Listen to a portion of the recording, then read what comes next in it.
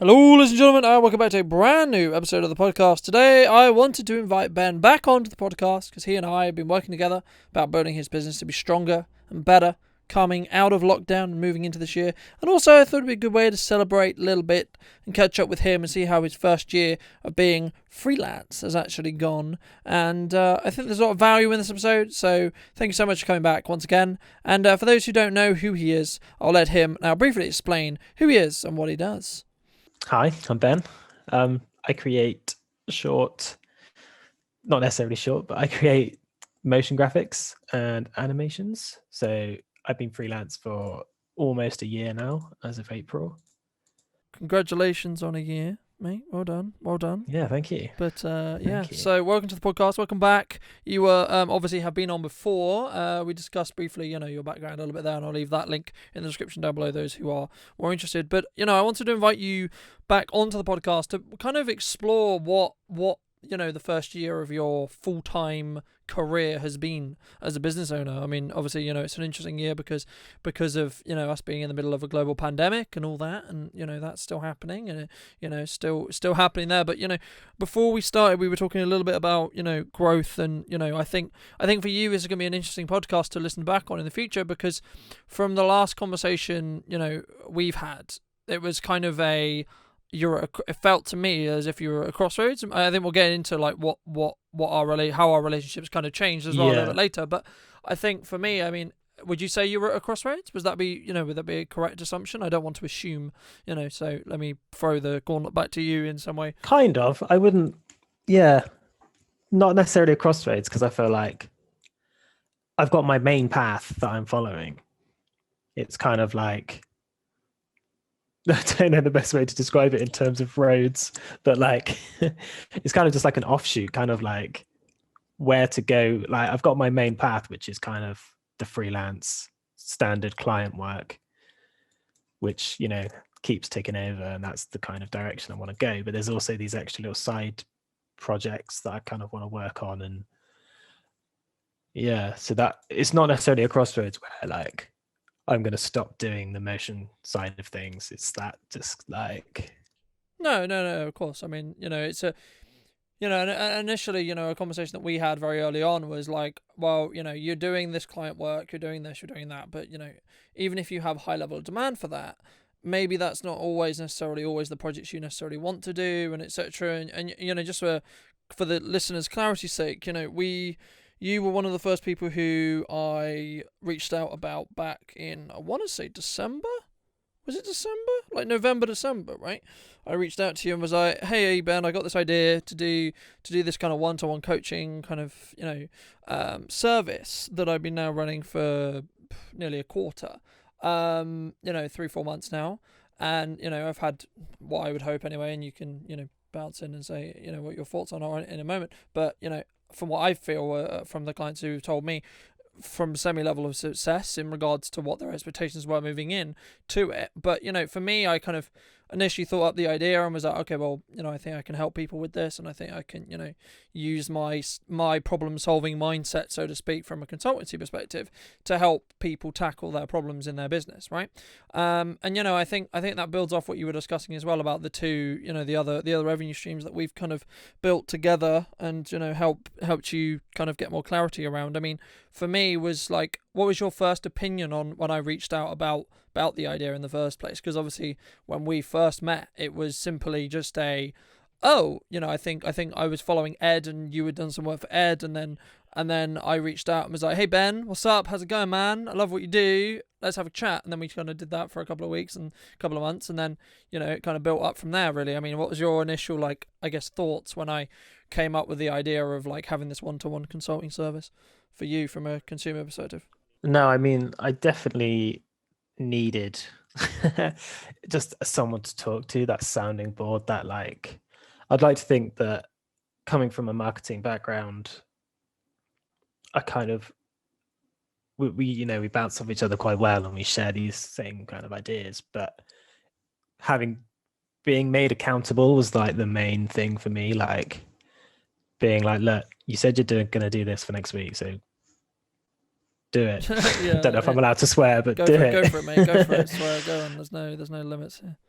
Yeah, like, I just needed that kick up the ass to like, because it's so easy just to get distracted by client work. And I say distracted by, you do have to do that work, and that is important. But It's a without good distraction, taking right? It's a time, good yeah, distraction, but it's one of those, it's the conversation which a lot of business owners fall into, which is, are you working in the business or on the business, right? Like, exactly. and I think something which COVID showed me, but also, has showed other business owners, is you need to spend as much time, or if not a certain percentage of your time, always working on the business instead of in the business. Oh, definitely. Because without that, there's no growth. You just end up doing the same stuff. Yeah, which is, which arguably would be not much different from a 9 to 5 job, right? And the whole point Yeah, of and I you. mean, some people are probably happy with that, but Yeah, but surely isn't the I'm whole not. point? Isn't surely the whole point if you wanted to become a business owner or a director, or you having your own company, being in a position where you can choose what you do, you choose when you work, you choose how, you have that control, right? So, for me, I think you can quite easily get comfortable, or quite easily get into that kind of monotonous, I guess, in some ways, rut of like, oh, I'm now serving these clients, which of course is beneficial and of course is valuable and of course is important, but also you're not building for tomorrow, right? You're not building for what's next, right? I mean, for me, like, how was we're what, 2-3 months now out. Yeah. How was the kind of experience from like 2-3 months, and then we'll go into like the actual packages and stuff you kind of, well, we built together, or we you came up with the ideas and I helped you flesh out a little bit more. Yeah. So, I mean, they were super helpful from kind of just setting up, because I kind of maybe wrongly or rightly jumped into freelance without knowing too much of like the traditional business side. Like I knew marketing from my previous role, but like sales was never something that I hate sales. I hate the word sales. I hate the thought of. No one likes a sales conversation, right? Like, people don't like closing. Like, people don't like closing people. I was having a conversation with I remember my team earlier this morning about this exact thing, right? Like, there's a big difference between someone who's good at what they do but can't necessarily close a deal, right? And closing deals, right? Like, what's going to make the difference between you and one business owner and another business owner is going to be, can you close the deals, right? I can sit here and theorize a deal forever, but if I can't actually get you to close on it, or get someone to close on it, or whoever it is to close on it, then it's not going to generate me revenue. For sure, and that's something that I definitely needed help with. So I think understanding what your systems are, if you don't have them, having someone help build those systems can be helpful for someone, number one. But number two, I think also, developing, and this kind of leads on very nicely to, developing those other revenue streams that are outside of, I serve a client, right? Because everyone in a service role where you have I serve a client pays me for a service, right? And in most cases, on average, your profit margin is going to be higher on the service thing. Yeah, for sure. Whatever that service thing is, right? If you're a cleaner, or if you're a window cleaner, or if you're a digital marketer, or if you're a videographer, or if you're, an animator, whatever, right? Whatever that thing is that you offer, that's going to be your highest profit margin, right? But you also, in my opinion, should have other streams or other services or other products that you can offer as any company, right? So any business. This is not necessarily digital related, but we'll keep digital here for the sake of this conversation because it's relevant. But it could be anything, right? You could have a product with your logo on it, right? And that's going to help you have other forms of revenue. So when something like lockdown comes, or when something like lockdown happens and you physically can't do a certain service or a certain product, or you can't do part of your business because of lockdown, you'll then be able to still make revenue because you'll be able to do the other things, right? Like I still can make revenue through one-to-one coaching. I can still make revenue through podcasting. I can still make revenue through, socially distanced photo shoots. I can still make, etc. There's still ways for me to make revenue, right? It's not necessarily like, maybe it's more complicated for me to do productions. Luckily, this lockdown round, I can still do productions, right? This wasn't true first lockdown, or arguably second lockdown. It was kind of a grey area, right? This lockdown, there was a lot of official guidance on,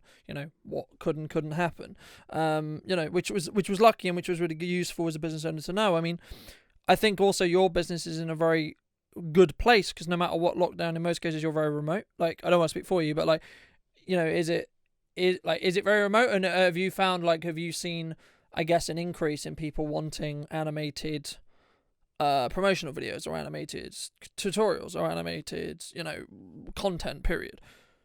Yeah, I mean, it's definitely remote, like 100%. I mean, even if I could see a lot of my clients, like I don't know if it'd be worth the travel time on like both of our ends, to be perfectly honest.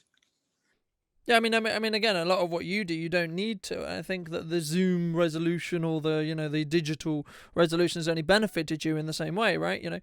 I think, I think for me, it's something which, for a digital person, someone who creates digital content or digital products, you only benefit from in some ways, right? But the thing is that it's one of those things where you also, just because you're in that space, you don't necessarily, that's not a free pass for you to have business growth. That's not a free pass for your business to be okay. Oh, the industry's doing well, right? That doesn't necessarily mean you're going to do well, right? So I mean, what we've kind of like gone around the topics a little bit on what are these other revenue streams, Ben? What are these other things that we've been working on? Yeah, so I mean, I've got I've got a massive list of like I've got loads and loads and I could be loads. doing, Yeah. like either written down or in my head. Some of them are going to make money, some of them have no idea how they're going to make money, but it's not all about the money for me. There's a lot of things that I want to do just to have enjoyment, almost, because yeah, passion projects, etc. We're in a lucky position that we enjoy what we do, and I kind of want to make the most out of that. Oh no, absolutely, 100%. I think it's really important, and I will throw back to you in a sec. But I think the main thing for me is if you're lucky enough to be in a position where you can earn decent money or earn money, enough to make a living off in what you love to do already, and you would do for free. That is reward enough. I was having a conversation last night with a friend of mine. It was like, well, I don't really celebrate the wins, right? Like recently, I just surpassed, a little bit last month, I surpassed 1 year full time, right? I was like, okay, well, on that day, I was like, okay, cool, I'm 1 year full time. Yay, okay, back to work. that was about it. There was like, and I asked myself, what am I doing, or what is the goal that I'm achieving, right? What's the goal is waking up every day, being able to do what I love to do. That's the reward, right? People say, oh, are you going to have a party or this and that? Like, well, firstly, I'm not really a party person, number one. Number two, even if I was, I would want to work because I want to be able to continue to have the lifestyle that I have at the moment. And that is the reward, right? The reward is being able to do what I do, being able to choose when I work, how I work, and to be able to actually, to be honest, control my income. Because if I put X amount of hours in, right, into my business, it means I'm naturally going to make more money, right? If there's a month where I want to take it slower and I want to be like, oh, I'm fine with only making Y amount, okay, cool, I'll just take some more time off. I have that freedom. In a 9 to 5 or in a job where you're working for someone else, like a boss, you don't have that option. You have to request that option. You can't just go, like tomorrow, I can't just go, obviously with COVID, not so much, but let's say, for example, we're not in COVID, right? I could say tomorrow, oh, I don't want to work for a month, let's go to Europe for a month, right? As long as I could financially be fine, as in I have enough reserves to be able to do so, then I could do that, right? I have the freedom to be able to do that because, obviously if I don't have any other commitments for clients, etc., and so on, but there's more control. And if you've got your side hustles on the go as well, yeah, you can work remotely 1 day a week for those months, or just even not, yeah, absolutely. If the personal projects and those types of things don't need you to trade time for money, you could just be making money. Yeah, exactly, and that's something that and that's something that we discussed quite early on. Was at the moment every business has a certain, I trade time for money here, right? I'm invoicing this client for the time and my expertise on this project, right? So if you hire me for filming, you're trading time for money there, right? An example, which we'll come on to in a moment, is if Ben, for example, had, which I know he has, something which I'll prompt him to move on to talk about, is going to be, to talk about those packs that we've been working on, right? Those packs are something which you put time in now, but they stay online and they, in theory, generate you revenue, right? Without you doing anything after that, right? Like, because people will naturally see it, and as long as people naturally gravitate towards the website where they can purchase the packs and they see value in the packs, then it's going to technically be a passive revenue stream. A misconception regarding passive revenue is this concept of it's completely passive. It's passive after you set it up. it's not passive as in I do nothing and money falls in my lap. No. You put in time, probably more time than you would want in return, but it's going to return you more on a lag, if that makes sense. That's how I think about it, right? So what you would pay yourself, and we've had conversations about, because, and maybe you don't want to talk about this, but I think it's interesting to discuss. I mean, for me, I've been always like, you need to charge it at this price per pack, right? You need to do this, and you're always like, oh, I want to give them away for free, or oh, I don't know what to charge, and this and that. I mean, I understand all of that, but also for me, it's one of those things where you put in a day's work, you put in half a day's work, you put in 2 days' work, right? So you need to be able to understand what you need to be able to, like, how many packs you need to sell to be able to break even, right? And I think for me, I mean, like, where did you? Well, firstly, like, what are the packs? Why did you make them? How did they make them? So just explain a little bit more about what the packs are for those who don't know. So if I go through quickly, like, some of the directions that I was thinking of going, is that worth doing first? Let's do it. Because I feel like I kind of dodged that question. Yeah, absolutely. So one of them was selling digital products and assets for After Effects. So that comes in the form of like presets, scripts, and they basically allow you to quickly and easily control effects within, so different animations, different transitions, those types of things, overlays, like stylizations for footage, and a whole range of things. So, and the idea behind that was to sell very small packs of like individual effects that almost anyone could use if you have a basic After Effects knowledge, and you can get running pretty quickly with them all. And I wanted them to be super flexible, and to kind of just like be the starting block for your creativity. So instead of a lot of the templates out there super rigid and like maybe you can change the color and you can change the text, but like I wanted these to be more like tools that you can actually like something to add to your change your skill set and your add to into projects. I mean, the main question I have like leading up to that is like, well, why should I buy your pack instead of buying one of them? One of those massive packs with 1,000 in and etc. Right, the crazy cheap. I mean, I would like to think it's the flexibility within each. There's so much customization within each pack. So if you've got a transition, you don't have to search through 10,000 transitions. You just add the one in you want, and you can tweak it to do what you want. If you want it to shake, you can have a shake. If you want it to flash, you can have a flash. You don't have to try and find the transition that has a shake and a flash out of the 10,000. You just add the one and then play around with all the modifiers to get what you want. And that's the same with all of the packs. Yeah, absolutely. I mean, for me, I think it's interesting because it's one of those things where, for me, I mean, it was, I think, the best scenario for you because I'm technically your ideal client for those, right? And we discussed a lot about, well, if it takes me longer than 15 to 20 seconds to do, I'm not going to use it. Right, like as simple as that. I'm not actually gonna use it in a project. Therefore, I'm not gonna, I might buy it, but then it won't get used, and that's not the point, right? The point is to produce a product which helps my workflow and needs to add value, and adds quality, right? Like adds quality to a project, right? Like me having a title slide or me having a really cool transition that otherwise would be really difficult to transition from. Yeah, I mean, it either needs to add value in terms of production quality or speed. Like speed is a good sometimes I mean, as we just discussed, as we discussed earlier, time is money, right? Like especially if you're trading time for money, which if you're editing something for someone, you are trading time for money, right? Whether you have an hourly rate or a project rate, it doesn't matter. You're still trading time for money, right?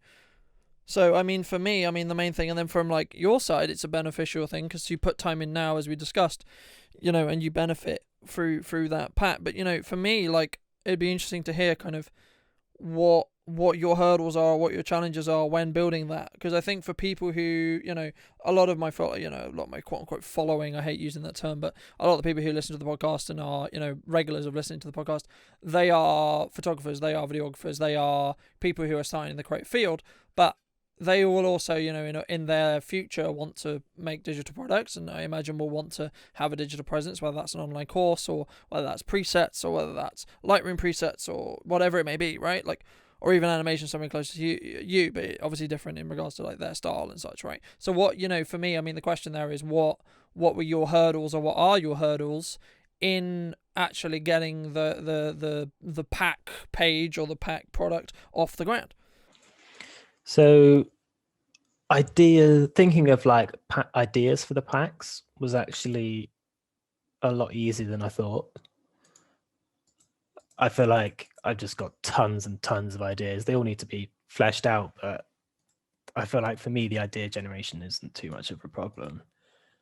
It was trying to sometimes rein myself in a little bit in terms of like the customization and get that sweet spot between like giving them enough customization to be able to tweak it to do what they want it to do without it becoming so complicated that the point of the preset is kind of pointless, because if you make it so complicated with the option to change absolutely everything, then they might as well just build it themselves. And that's defeating the purpose of the script. Yeah, exactly. And you don't want it to be overwhelming for the person who maybe, I really like some of the features I can do in After Effects, but After Effects scares the shit out of me, right? Like, I don't know whether you found this, but some people who edit in Premiere every day, or edit, in general, don't want to make the transition or haven't made the transition to After Effects. Well, number one, they're different tools for different things. Number one, let's make that very clear before we move on. But also, having a preset is kind of I guess a free way or a quicker way to get introductions into After Effects, to use certain elements of the software. And After Effects is such a powerful program once you know how to use it. And this is an interesting segue into the other revenue stream, which I'll throw back to you to explain briefly. I mean, firstly, like, what is the other revenue stream we came up with, and then also number two, why do you think it's valuable, and then what were your hurdles? I know that's like 4 questions in one, but I think they're the main elements that are important. So the other direction was an academy, which would be teaching, training, tutorials, the 3 T's. The reasoning behind that was a lot of people find After Effects quite intimidating. So I know a lot of just digital creatives have the Adobe Suite. Well, yeah, unfortunately, they know how the to way use Adobe is, you have to, if you want like Premiere and also the photography tools, it's just worth it to get a lot. You need to really buy everything, which in turn I know means a lot of people like run on Photoshop and Illustrator, and they want to start pushing into the video world because video is amazing. That's where the future is. Yeah, it is like in terms of engagement and intention and all that good stuff. Like video is so powerful. Like, I won't go on my soapbox and start screaming about video right now, but like it's so powerful in what you can do. It's the one medium which you can take an idea and turn it into so many different things, and then that can turn into so many other things. And you can't do that with the other mediums. You can't. It doesn't work. But yeah, so people are trying to move towards that, and the difference between like you open up Photoshop and they kind of understand it, then they go to After Effects and it just seems like a whole other world to them. There's so many different panels and buttons everywhere that it can be quite intimidating. So I think having a set of tutorials or an academy where I go through starting from the basics but working up to creating some modern cool looking animations. Yeah, I mean, I think the main thing for me, I mean, the ISP or the unique selling point, whenever you do anything in business, you want to make sure that there's a, why should I buy from Ben instead of just going on YouTube, right, is the question. I'll throw the question back to you in a sec, but for me, the main thing was, when we were talking about it, was let's make sure it is more personal, it is personalized, it's that tailored, one-on-one practice, right? And from the very rough planning we've done with it, it is designed that way. I mean, let me ask you the generic, let me ask you the question: what's the difference between me joining your academy and me just spending a couple of hours on YouTube? Arguably, I could learn the same thing, right? Yes, it's a couple of things. So it's the kind of journey that we go on together is like, you start at the beginning. I know that sounds like obvious, but on YouTube it's very easy to get a bit lost. Like, you start and then they go, right, so you need to change the motion blur, and you suddenly go, whoa, what's the motion blur? Where is that? What does it do? And then you have to go and find another video on motion blur and how that works, and then come back, and you start to just get a bit lost in the sea of tutorials that are out there. So one part would be like, we've got a set path to follow, and then kind of from that is the opposite, where it is a set path, but it's your path. If you want to learn about typography in Motion, that's brilliant, we'll go down that. If you want to learn more about editing footage, that's great, we'll go down that route, and we can kind of tailor a specific program to you. Yeah, that was, I think, the main thing for me, for making sure that it is different to YouTube. Because the one problem I found with YouTube, especially when you're learning, and what I would always recommend buying an online course that's very tailored and very specifically, or joining an academy, like Ben's, for example, is always going to be, it gives you that different approach. It gets you to network with other people who are in the same field or on the same journey, number one. Number two, there's a lot of crap on YouTube, unfortunately. There's a lot of, there might be golden nuggets in those tutorials, but you're going to have to go through 7 to get the same as an hour with an industry professional, right? That's what you gain by having an insight in or working one-to-one with an industry professional. They have already gone through and they use the software literally on the daily basis, like on their day to day, right? Like, how many hours have you spent in After Effects today, Ben? I mean, I started at about 8 o'clock, and it's now started this at about 2. Yeah, like 2ish, yeah. So can't do the maths, but yeah, it's been open the whole time. Yeah, so that's the point I'm making. Like, it's one of those things, and today was a very admin based day, but in most cases I have Premiere open for this similar amount of time, right? In regards to what I'm doing, right? I spend a certain percentage of my time in the editing software, so I know it more than I know a lot of things, right? So you have that, I know this shortcut and I map my keys this way to make my life easier and quicker, and it's all the little quirks that software just has, yeah, that you need to be aware of. Yeah, exactly. I mean, it's one of those things, for example, talking to an industry professional, it's more of also a one-to-one consulting perspective as well, because especially if you want to do similar to what they do, or in any way that you want to, maybe you're a videographer who wants to have some motion graphic elements or etc., and you want to add that to your clients, or you want to be able to understand it. So when you bring in someone to your team who is a animator specifically, and that's their sole role, right, whether that's freelance or actually employing someone, you can then understand that you can help them because you already know how to do it, right? For me as an agency owner, for me as I grow my team and as I want to grow my team even more, I don't want to be able to bring in someone who I haven't done what I'm hiring them to do, because what happens if they go sick and we still need the job done, right? Then I'm scrambling to find someone in my network who can do it for me, and then I have to pay them on top of paying my staff, right? Or etc., right? So that's another benefit there. I mean, that's just a general bit of advice for anyone trying to build a team, and the same would be true in any trade, right? If you're, I don't know, jewelry maker, for example, right, and you hire someone who in a specific, you want to start offering gold and jewelry, but you've never made or used gold to make jewelry, how do you know what they're doing is right, and how do you know what they're doing is going to work and isn't going to fall apart within 5 minutes? Because if you haven't had the experience of doing it, you won't know whether they're BSing you or not, right? So I think that's another benefit. And having industry connections in some ways, you become, I don't know whether whether you've had this as well with your clients, but you become quite close with your clients, not necessarily on a friendship level. I mean, in some cases maybe, but in others it's like, you get to know their family, you get to know their immediate friends. For sure. Especially nowadays, especially when you're on Zoom with them and etc. And the kids are home. I've had a few one-to-one clients who are probably listening to this now, and they're probably laughing because their kids walk in and out of the Zoom room throughout a one-to-one session.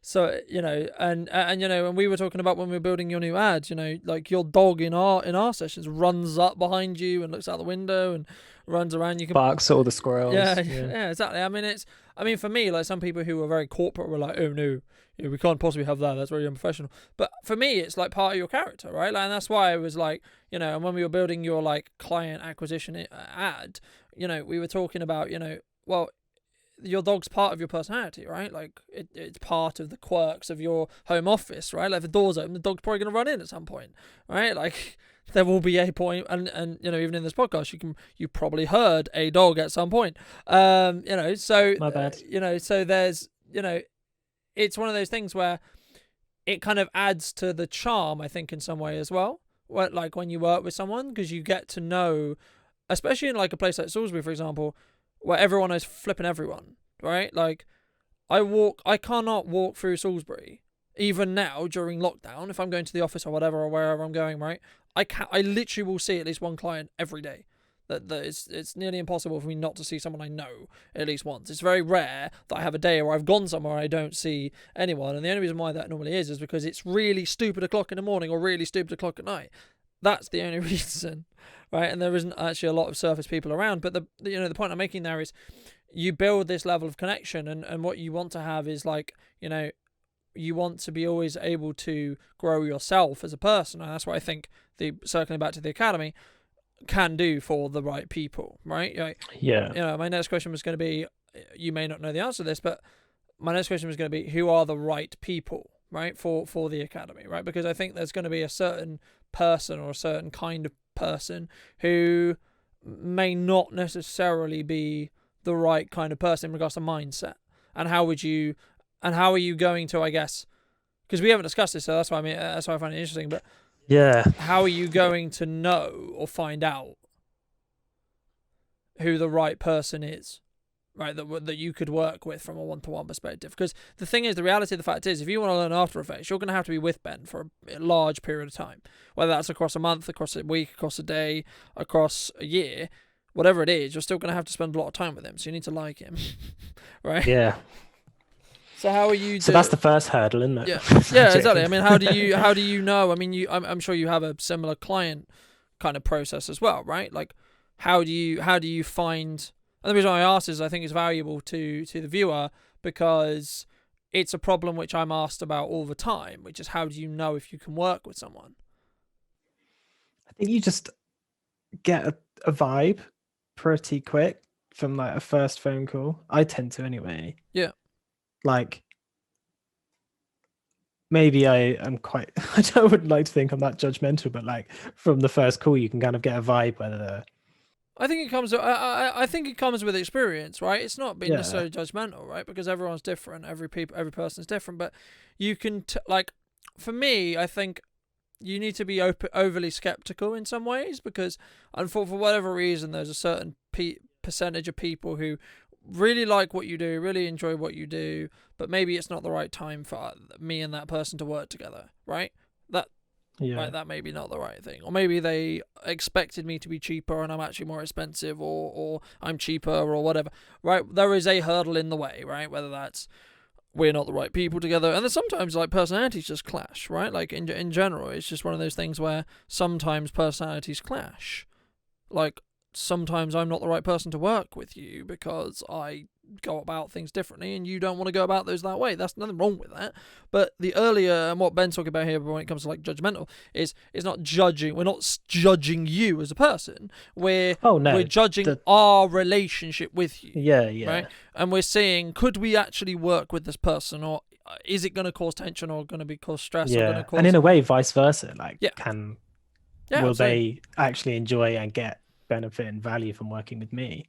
Because if I'm going to be grumpy the whole time because we disagree, then they're not going to be happy. I'm not going to be happy. So it's kind of not worth anyone's time, is it? Yeah, exactly. And it's one of those things where, that, you know, especially in the creative field, you need to be able to synergize. You need to be able to bounce off each other, and you need to be able to. I mean, I think the core there is you need to trust each other, right? Like there needs to be a certain level of trust, because there is long days. I don't want to speak for you, but for me anyway, filming days, especially when they're back to back, they can be very long, they can be very grueling, and they can be very stressful. So, you know, with that being said, it's one of those things where you have to be able to get on with that person when the stress isn't there, because if you can't get on with them when there's no stress there, you're definitely not going to get on with them if there is stress, right? Like if it's close to the deadline or etc., right? Because the reality of the fact is, no matter how hard you work, you still need to give the project to the client to get feedback, right? So they have to work with you on getting that feedback to you in a timely fashion if they want it done in a timely fashion. Yeah. I mean, that's a whole nother ballpark, isn't it? Of Yeah. client communications, but I think it comes back to the expectation setting from your side though, because you can say, well, look, if you want it done by, say for example, I get hired to do an event, right? And they want it out by the next day. I'm like, okay, that's fine, we can do that, but this is what I expect, right? I expect there to be some extra money because I'm inconveniencing myself, number one. Number two, also I expect if I send you an email at 8, 9, 10, 11, 12 at night, and you want it done for the next day, that you will answer that email, because I need the feedback that I'm asking for in that email. Honesty, transparency, and communication just solve pretty much any of these business problems. Just be honest, just communicate what you're feeling. Like, I think especially lots of people when they first start, they're quite scared to say what they think. And they're quite scared to be like, oh, it might take me a bit longer, so I might have to charge some more money, but we'll cross that bridge when we get to it, rather than going just there and then being like, yeah, no, that would be fine. I'm happy to do that extra work for you, but it will cost you some more. Exactly. I don't know how much yet. I'll have to go away and figure that out. But just so you're aware. Just so you're aware, it will be this, or there will be additional cost applied, blah, blah, blah, blah, blah, because of X, Y, and Z. Then you can kind of also figure out whether it's going to be a good relationship, because if they're turning around going, oh, no, I want you to do extra work and I don't want to pay you for it, then you know they could be difficult to work with. Whereas if they're like, yeah, no, that's fine. Or even if they're like, oh, okay, no, that's fine, I'll go away and think about it, that's also fine. But yeah, so I think just being honest. I think it's so underrated in the business world. Yeah, and I think in some ways it's like this scarcity of like, oh, what if I lose the job? What if I lose the project? What if I don't get hired again? And the reality of the fact is, to be honest with you, it's good if you don't get hired again. If it's the wrong person, the relationship's not going to work, because it means they are going to go and find someone who they can work with better. And I'd never have an issue if someone comes back to me and says you're too expensive, or I don't want to move forward with you, or whatever, or you're too cheap, or whatever it is, right? Like whatever their reason is, or even if they have no reason, right? That's fine. I wish them the best, and I hope they find someone who serves their needs better, whether that's financial needs or quality needs, right? So if they're like, oh, actually for your price, I don't think your quality is there. Okay, fine, fair enough. Like, you know, that's very subjective. It's definitely something which I can work on, but it's also something which they need to be aware of, and they need to ask themselves what the value in what I offer is, right? And it isn't always monetary, right? Because there's this misconception in marketing that we do this step, and this step, and then you get more revenue, right? That would be ideal. That would be amazing. That would make every marketer's, like anyone who works in the marketing space, a flipping wet dream. That would be amazing, right? But the reality of the fact is, a lot of it automated by a robot, and no one would have a job. Yeah, exactly. I mean, the reality of the fact is, it's the human element, the human touch that potentially can make you more money, and it also, unfortunately, takes about 3 times longer than you expect it to, right? Like you think it's going to take, it'll be 3 months, it'll be 4, it'll be 5, right? And then you'll start seeing a return. Actually, it's a year, right? After you started. As long as you continue, right? Like the main thing to me is like being consistent. That doesn't necessarily mean you are consistently hired to do the job. It means that client needs to be consistently putting out content. Because I think that's what strives the difference. I don't know whether you agree, but for me, that's what strives the difference between a company which is going to exponentially grow and a company that's going to be ended up being stagnant, is one that is consistently putting out content. Yeah, for sure. You know, and I I think think oh, go on. content is like it's so powerful. Like it's the new. It's kind of like the new advert, isn't it? That like inbound marketing kind of. Yeah, it's well, I mean, the way I look at it is like, you know, when you have like a radar and you're looking for like planes and you have like the boop, boop, boop. Every piece of content is a boop to your audience, right? And what you're doing is you're sending out a, hey, this is what I do. Hey, this is what I do. Hey, this is what I do. And maybe sometimes you don't hit anyone, right? Or you don't But hit, in a helpful way, you rather know, than like yeah, exactly. But like, say for example, you maybe that one didn't hit any planes, right? And you didn't see any planes there. Okay, but then when a plane comes past and flies past, and you send out that piece of content again, it'll go boop. Oh, there's a plane. In this case, it's a customer or a client, right? And then they'll go, actually, okay, this guy's doing this. Okay, well maybe this would be beneficial for my website, or maybe this would be beneficial for my business. Maybe this would be beneficial for what I do. And then they reach out, or then they maybe go, actually, I'll keep an eye on this guy.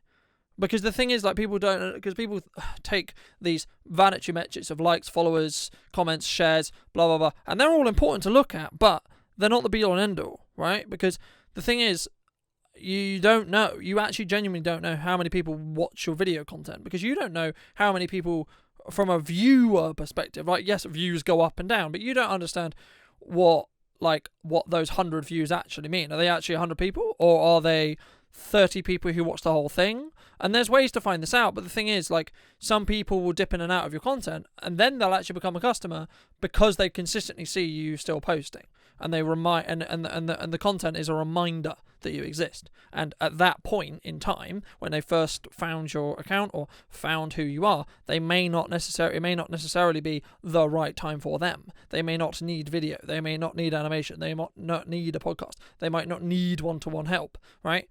But then, they also might not be the type of person like in the business that yeah, can have the buying power to do that. yeah, So they might have to go away and try and persuade someone else that does have the buying power, but they need video. yeah, exactly. I mean, it's one of those things where it's like, and that's the other point I was going to make, was maybe right now isn't the best time for them. That's fine. But in 6 months, 3 months, 2 months, 10 months, whatever it is, then they might be in a position. Because, okay, right now they're not open, so they're not making money. For example, if you're a retailer, right now you're not making money. Well, not really, right? Unless you have an online store. Right now, at the time of recording, we're still in lockdown and retail hasn't been opened yet. Again, so you're not making money. But say, for example, you're open and you're starting to get some money in, and you're like, how do I continue me to get money in and keep sales going on? Well, the answer is going to be marketing. Talking about what you do and creating content around what you do is the best way to do it, in my opinion. Of course, I'm biased to it because I profit off it, but it's not just me saying it, right? It's funny because, like, back when we used to be able to network in person, every, like, marketing expert in the world was like, you should do video, and I'm the only videographer in the room, so I'm just sat there smiling because I'm just like, well, you've done my job for me, right? At this point, like, I don't need to sell anything. But that's the thing. I mean, for me, circling back to, like, the one-to-one, I guess, the one-to-one experience in some ways from your perspective, from us working together early on. I mean, early on we discussed about, your sales process and your perspective, and even before it was an official one-to-one service, I remember there being situations where whether it was you or whether it was the client or whatever, it didn't actually matter whose fault it was, but there was situations that was like, I could not get paid here, right?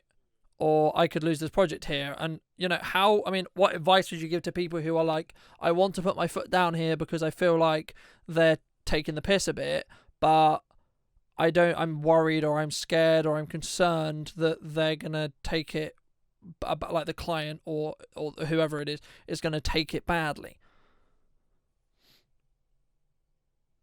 Can you say that again? Sorry. Of course I can. The question there was going to be, so you have a situation, right? Like, oh, there's been a disagreement, or there's a middleman that's being a little bit of an issue, and I'm concerned that if I put my foot down or say, look, it's going to be this much more because of X, Y, and Z, that they're just going to go, well, actually, thanks, but no thanks, see you later, right? And then I'm not going to get paid for the work I've done, for example. What advice would you give to people who are in that similar boat or will be in that similar boat? It's easy to say contracts, but it's difficult to do in reality. I find it personally difficult to do in reality. Yeah. But contracts will, or even if it's not a full-on contract, getting like half of the quote paid up front at least covers you for some of the work you've done. Yeah, because it means you're not in a position where you if you lose the project, you're not going to actually be out of money, as in like you're losing money, right? And I guess the other thing is, I know it's a bit selfish, not necessarily selfish, but like keep the project files, keep the video high res to yourself. So if they don't pay you, then you don't hand over any files there, so they don't get the project. Personally, I don't think there's anything wrong with that. I mean, it comes down to the trust level again. I think if you've worked with the client and you've worked with the client for years, I don't like to do that, right? But there is ways to do it. Like you can whack a massive watermark over it and be like, until you pay the full invoice, you won't get the underwater marked version, etc., and so on. But it just comes down to your, again, setting expectations and understanding the relationship, and also asking yourself what risk you're willing to take, right? Like if you are trying to win over a client, going out of your way to not be a pain in the ass to them and hope they pay the bill, right? That it is going to be slightly more, in some ways, it's going to be more beneficial for you in the long term. Kind of have like a number, and if the project's more than that number, I do a contract. If it's less than that number and I trust the person, or at least I think I trust the person, then I'm kind of willing to risk it. Yeah, I mean, it's like this. I think there's a perceived risk. I think the reality is, yes, some projects are going to go to shit, right? But more than others will actually work completely fine. Oh yeah, like right. I think if you average them out, I was going to say, if you average them out, there'll be more that go to plan than don't. I think for me personally. So I normally, for me anyway, just for me being me, I always try to move forward on a more trust-related basis, because I feel personally with some clients that getting them to sign a contract or going through the contract approach, yes, it gives you more security, but also it slows the project progression down very quickly. So your payday gets pushed further into the future, right? As well. That's something else you need to think about when it comes to doing like project-based work or etc. or anything. So there's no simple answer there, I don't think, personally, for me. I mean, I think that's the main thing. I mean, it's difficult, and I think it has to be treated on a client by client basis, and or for you personally as a personal by personal basis, from my own experience. And I think if you genuinely you need to understand your morals, you need to understand your wants, you need to understand what you'd be okay with, and you need to be understand what you're comfortable with, whether that's an amount of money in the bank, whether it's not having a contract in place, whether that's... And also just ask yourself, genuinely, worst case scenario, what are they going to do, right? If they haven't actually paid you, are they actually going to post the video? Are they really going to, ask yourself, are they really going to do that, right? Right? And some clients will, and some clients would do that. But then it's like, well, you've kind of just made yourself look like a tit. Yeah. You haven't really, you're not really playing fair here. You're, just making yourself look like a tit. So, and again, it's like one of those things, this kind of links into, how do you deal with, I guess, criticism, right, as well, or competition, or criticism from your competition as well. It's like, well, that's fine, but surely... isn't it up to it's the situation behind closed doors. There's probably more to that situation. For example, I'm in a situation where someone has, I don't know, is trying to badmouth my name, for example, right? Oh, Colton's done this and blah blah blah blah blah, and it's like, well, am I even gonna answer that or even share an opinion or share my thoughts on it? It's like, well, no, because the majority of the people aren't even going to know, because they're not going to hear it or see it, right? So you, by not reacting and by trying to resolve it privately, actually, I would respect someone more for doing that. I don't know whether you would as well, but for me, if there is because there's always two sides to a story, right? And that's why always trying to come to the middle ground, whether it's a client or someone who's, you feel they feel you've wronged them for whatever reason. Always trying to deal with that privately is always going to be better for you as a business, because definitely, and always trying to understand their side, because like you said, there's when they say that, oh, this is too expensive, like they have a reason to think that. So just to hear them out, to think, so why do you think this is so expensive? Like, have you seen other things that you think are cheaper and higher quality? Do you think that you're not going to get this much value out of it in terms of like an advert? Do you think your return on investment's not going to be this good? Like, why? Yeah, why do you think it's expensive? What can we do better to make sure that you are getting that return? Yeah, and then from that you can obviously figure out A, if you're a good fit, but B, how people perceive the industry in a way. Yeah, and also it educates you on what you may have done wrong as well, right? Like, did you set the expectations as well first time around? Did you make decisions, or did you take on too many projects? That's another option. That's another thing which I'm sure has happened to you and me and every creative at some point. You have huge demand and you're like, oh my God, this is crazy. I'm going to take everything. It's going to be amazing and I'm going to make loads of money. But then the reality hits and you're like, actually, I've got 10 projects all the same deadline. And I'm like, well, fuck. And it's a difficult balancing act. Yeah. It really is. Yeah. Because it can go the other way, where you get 10 and you say yes to one and no to the rest because you don't have enough time to do the rest, and then that one falls through. Yeah.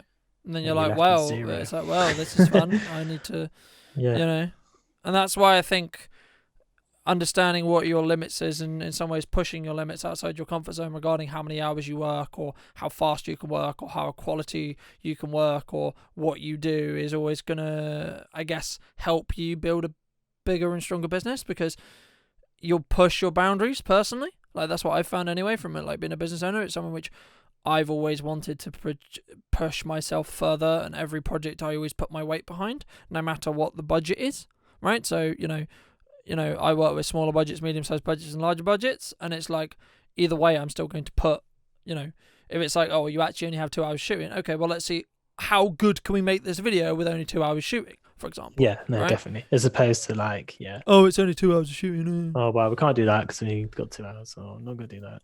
Yeah, exactly. I mean, for me, it's one of those things, and not everyone is necessarily going to do that. Some videographers I found anyway, or some people in the industry are like, okay, well, what am I taking photos of? Okay, well, what am I videoing? Okay, give here. I'll take the done. Okay, cool. Yeah. Well, I think some people would be like, I'm not even getting out of bed for that.